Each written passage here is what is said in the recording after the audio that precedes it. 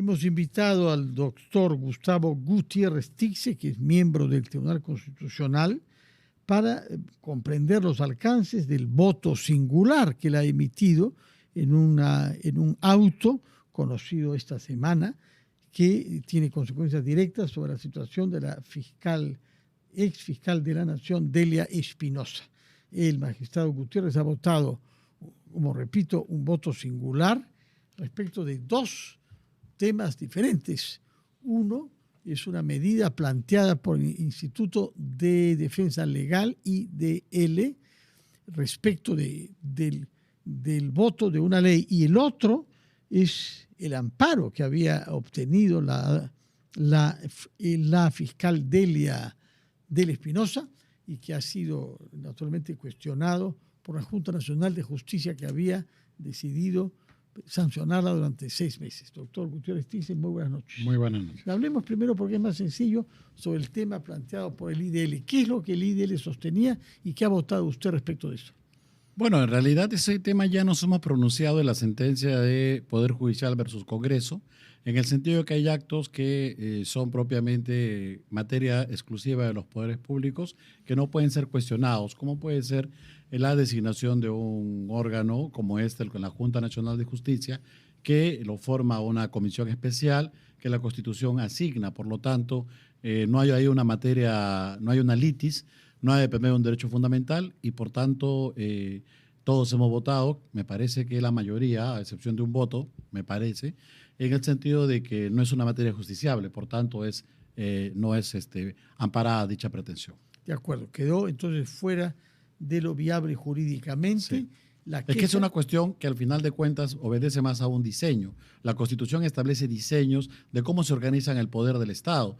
Ya esa es una discusión de índole política. El control jurisdiccional es básicamente un control de los derechos. Entonces aquí técnicamente ya no hay de por medio del cuestionamiento de un derecho, sino al diseño que la Constitución ha establecido. Sí, ya también, es un tema del constituyente. Sí, comprendo, pero también estaba esto en relación con algunos silencios que guardó el entretanto presidente de la Junta, el señor Guido Ríos, me parece, respecto de una condena que él tenía. Bueno, es el mismo caso que pasó, me parece, con Falconi en su momento, sí, pero al final de cuentas son materias que pueden ser sujetos de otro tipo de controles. Lo cierto es que ya está consumada una composición de un órgano de poder y tiene que desempeñar su función dentro del plazo establecido. Quizás la impugnación a un miembro puede dar lugar a algún tipo de procedimiento de control, entiéndase, por ejemplo, el control por la vía del antejuicio político, el juicio político, etcétera. Pero en este caso, llevarlo a un amparo, en realidad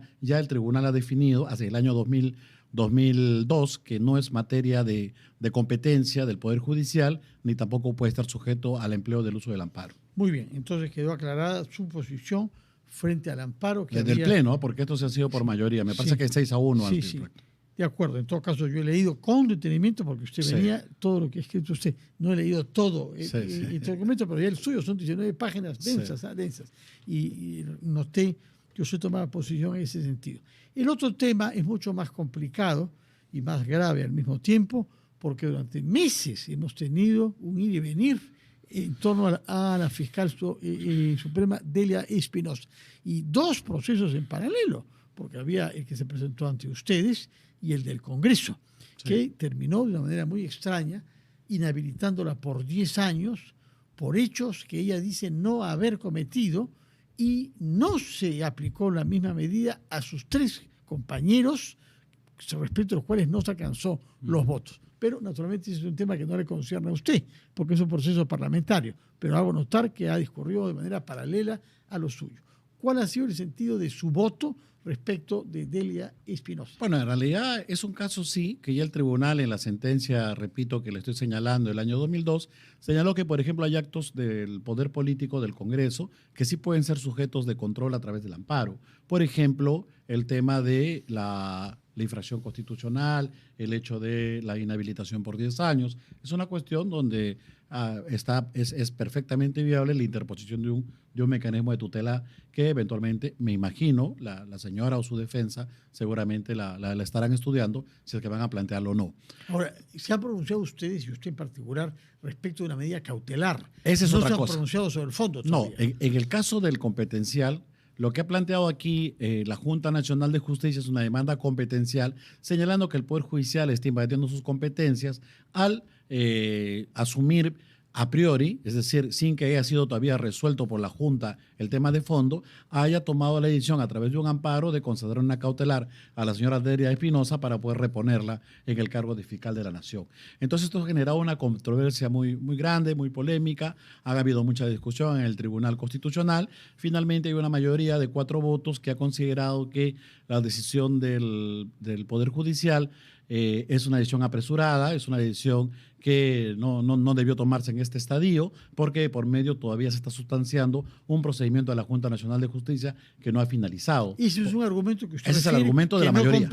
Yo no comparto, sí, porque yo considero de que, independiente que de la señora Espinosa, el comportamiento que hemos visto en los últimos tiempos, independientemente de lo bueno o malo, lo que considero desde una posición principista es que hay una resolución cautelar.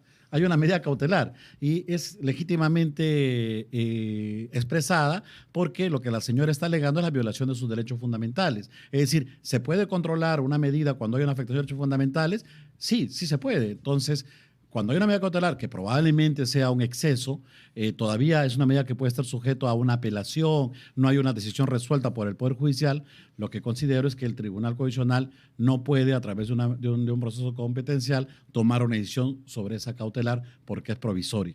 Entonces, en mi punto de vista, no podíamos controlar esa cautelar, como tampoco podíamos controlar la cautelar que obtuvo el señor Duberly Rodríguez en el caso de Unidad Popular, porque, bueno, obtuvo una cautelar. O sea, tendremos que ya en su momento cuestionar al juez por haberle emitido, pero hay una decisión. Y en este país lo que debe imperar es que se respeten las resoluciones judiciales. Entonces, desde esa perspectiva, yo consideraba que el tema recién debía resolverse cuando veamos el fondo.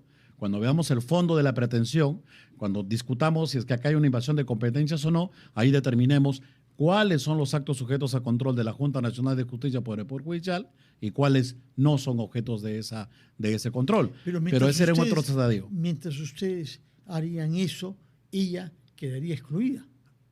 En la posición de la mayoría sí, en mi posición no, porque en mi posición minoritaria, consideramos que, independientemente de lo que la señora haya hecho, porque también es extraño lo que dice la señora, porque la señora no ha querido cumplir una resolución de la Junta Nacional de Justicia diciendo que ella cometía infracción constitucional si la cumple. O sea, eso es imposible. O sea, aquí se tiene que cumplir las resoluciones. Si hay una resolución de la Junta, hay una resolución del Poder Judicial, tiene que cumplirse. O sea, la señora está obligada a cumplir una resolución. Igual también creo que en este caso hay una resolución. Si es que le llega de una manera correcta, con las firmas de... Eso ya no sé. Eso es un tema, yo diría, bastante controversial. No quiero pronunciarme sobre el fondo porque definitivamente hay resoluciones que simplemente hay una certificación de un relator o lo emite el presidente. Depende del órgano que lo determine. Pero, por cierto, lo que yo entendí que la señora decía algo así como que ella si acata eso, cometería una infracción. Nadie puede cometer una infracción si acata una resolución. La resolución puede ser desproporcional, arbitraria, ya se será sujeto a un trámite. Pero lo que sí se tiene que hacer a priori es cumplir una resolución, porque si no, cualquier ciudadano va a decir, no, esa resolución afecta a la Constitución, no la cumplo. Entonces nadie va a cumplir la ingobernabilidad. Y el primer funcionario que tiene que cumplir la ley y las resoluciones es el fiscal. Entonces aquí ha habido de alguna forma una cuestión muy tensa y bueno, la mayoría ha considerado de que estos procesos competenciales también tienen una función pacificadora, ha considerado que lo prudente y lo pertinente es tomar una decisión para poder anticipar una sentencia final seguramente que establezca en qué momentos puede intervenir el Poder Judicial cuando se reclame alguna afectación de derechos de parte de la Junta Nacional de Justicia. ¿Cuánto tiempo puede tomar el que ustedes decidan sobre el fondo? Escuché ayer a César Ochoa, mi colega, que señaló que va a ser pronto, me imagino que entre febrero o marzo, tendremos que, enero o marzo, hasta marzo máximo me parece, tendremos que tomar una decisión, porque es muy importante además, porque quizás son los silencios de la Constitución los que finalmente hacen que la interpretación sea muy alta, ¿no? En razón de que la Junta Nacional de Justicia es un órgano constitucional, es un poder judicial técnicamente, son jueces de control. O sea, son pares de los jueces del Poder Judicial y de los supremos. Por lo tanto, sí, pues tienen un nivel de prerrogativas, tienen un estatus, tienen una fuerza vinculante en sus decisiones, pero por otro lado también se tienen que establecer garantías para que cuando estos vulneren derechos fundamentales, los jueces y los fiscales puedan recurrir a la vía judicial para poder hacer un control. Y aquí inclusive me atrevería a decir que ya no es ni siquiera una tarea de nosotros, quizás del nuevo Congreso, porque es importante ver una perspectiva reformista, quizás para plantear un amparo directamente ante la Corte Suprema o ante el Tribunal Constitucional, cuando se trate de funcionarios de este nivel, porque al final de cuentas, cuando una junta de un colegio de 5 miembros de la Junta Nacional de Justicia toma una decisión, va un juez de primera instancia, un solo juez, y de una instancia inicial y revoca, entonces se genera una tensión. Entonces creo que tenemos que también calibrar nuestro sistema de poder para que funcione todo de manera racional. ¿Y qué hubiera sucedido si ustedes le hubiesen concedido el amparo y la señora, desde el punto de vista de ustedes, la señora Adele Espinosa, hubiera podido seguir ejerciendo como fiscal suprema y como fiscal de la Nación, pese a que paralelamente tenía otra sanción de otro tipo parlamentaria, inhabilitación? Bueno, eso ya es otro tema, ¿no? Porque sí, también la inhabilitación ahorita tiene efectos, ¿no? Sí. O sea, ya se resolvió. Imagino que hay una resolución legislativa publicada en el Diario Oficial Peruano y por tanto la señora técnicamente está inhabilitada, ¿no? Ahora bien, independientemente, sí, es independiente. Es independiente. La señora mantendría su inhabilitación.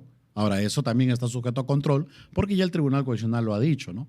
Pero en el momento actual, al estar en efecto esa resolución, se tiene que cumplir, porque también es una resolución de un poder legítimo que adopta una decisión dentro de las competencias que la propia Constitución le establece. De acuerdo. Muy bien, entonces queda claro lo que nos ha dicho usted sobre su voto, lo que ha dicho sobre el voto mayoritario. Quisiera preguntarle sobre otro tema que me ha llamado la atención, que es la publicación de un documento de ustedes, dando cuenta de que el viernes pasado han abordado 47 causas diferentes, algunas de las cuales tienen también relevancia pública. Sí, sí. ¿Puede usted decirnos cuáles son esas? Bueno, en realidad, como están todavía en un proceso de recolección de votos, son casos importantes, relevantes, en los cuales el colegiado tomó una decisión, pero todavía está en un proceso, repito, de recolección de votos y todavía hay un estadio en el cual pueden haber también variaciones de votos, ¿no? Entonces, creo que eso le correspondería en todo caso señalar a la presidenta del tribunal, pero sí, en las próximas semanas se tendrán que tomar una decisión. Sí, un caso relevante que hemos resuelto también en estos últimos días ha sido el relativo a la imprescriptibilidad de los delitos de lesa humanidad, ¿no? Sí. Que también ha sido bastante arduo, difícil, porque ha sido una votación muy ajustada, han sido un 4-3. Sí. También he hecho un voto singular. ¿Es que en la minoría ustedes? Sí, en la minoría, pero también creo que el mensaje es importante, ¿no? Porque tanto el voto de la mayoría como en el caso de mi voto, lo que se señala técnicamente es que los delitos de lesa humanidad, desde mi perspectiva, son imprescriptibles. Son delitos de lesa humanidad, es imprescriptible. Pero ¿quién pone en duda eso? No, lo que no puede calificarse es que los hechos ocurridos en los 80 y 90, todos los hechos sean lesa humanidad. ¿Por qué? Porque, repito, yo creo que lo dijo ayer el magistrado Ochoa, no ha habido acá un Pinochet que tomó una decisión de iniciar una política de Estado de exterminio de los comunistas o los argentinos, ¿no? O los bolivianos, ¿no? Aquí ha habido gobiernos, porque han habido varios gobiernos, Belaúnde, García, Fujimori, que se han defendido frente a un ataque terrorista. Entonces se han cometido delitos, se han cometido excesos, pero para mi criterio, quizás la diferencia con el voto de la mayoría es que no se puede declarar la imprescriptibilidad de todos los hechos, sino que deben ser caso por caso, porque probablemente hay casos donde se ha habido un ataque generalizado a una población, ha habido una intervención donde se ha violado sistemáticamente a muchas personas, etcétera. Eso, pues, quien tiene que calificar son los jueces. Por lo tanto, en mi perspectiva, repito, no es que sea tampoco una posición tan distante de las otras, sino básicamente consideramos de que tiene que haber una diferenciación. Pero sí, en cualquier caso, ya es necesario cerrar esta situación que nos lleva durante más de 40 años con procesos que no acaban, durante más ya cerca de algunos que inclusive, por ejemplo, en Trujillo están en etapa de denuncia fiscal. Es decir, ¿no? Van a iniciarse recién investigaciones fiscales. Entonces, eso ya después de 40 años es una barbaridad, ni que hubiéramos vivido en la época del nazismo. Entonces, hay un imperativo también de reconciliación, de que ya se curen las heridas y de algún modo se implementen mecanismos razonables que permitan atender toda esta situación de gran tensión. ¿Cuáles podrían ser estos mecanismos razonables? Y ya eso es un tema. Lo hemos visto en Sudáfrica primero y luego en Colombia. Claro, y lo hemos visto. Acá no tanto. Lo hemos visto en España con los pactos de la Moncloa, lo hemos visto en Alemania después de la caída del muro de Berlín, ¿no? La posibilidad de que las comisiones de la verdad se implementen después de décadas en el futuro para evitar precisamente el resentimiento, el rencor. Siendo una sociedad tan fracturada, han pasado 40 años, tenemos todavía procesos abiertos, procesos por investigar, sí es imperativo, y ese es un mensaje, tanto en mi voto como en el voto de la mayoría, entiendo yo, de que sí, ya es hora de que, ojalá que ahora que estamos a puertas de un nuevo gobierno, la clase política empiece con un proceso de resarcimiento y de reconciliación que nos lleve pues a buscar a un país más estable, también desde el punto de vista institucional, que es precisamente lo que nos falta. Hemos tenido recientemente una condena en fin, en el caso del general Urresti. Usted recordará, sí. No se sabía de su participación. Él ha entrado en un proceso, porque sí se supo sobre ese crimen contra un periodista desde el año 89, pero tardíamente. En este caso, ¿también usted piensa que se debería beneficiar al señor Urresti? Ese caso está en este momento en el Tribunal Constitucional. Entonces eso se va a resolver, ¿no?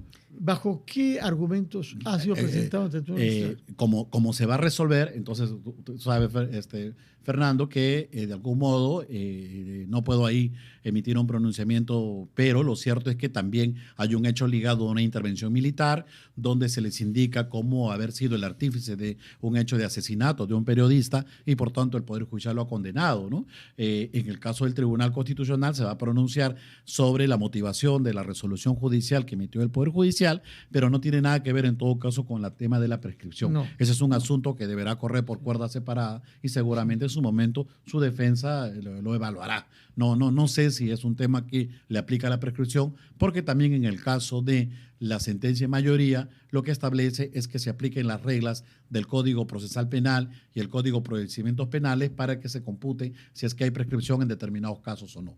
Con lo cual, no necesariamente, probablemente no en todos los casos, estarían sujetos a una prescripción. Muy bien, doctor Gutiérrez Tixe, muchísimas gracias por su presencia acá y por explicarnos diversos casos, que siempre es útil que la población sepa, porque ustedes, claro, deciden en términos técnicos y no siempre uno puede comprender lo que está en juego. En este caso, nos ha aclarado usted su posición y la posición de sus colegas respecto de la fiscal Delia Espinosa, pero también de algunos de los otros casos que han sido motivos de discusión entre ustedes el viernes 5, según un documento publicado hoy.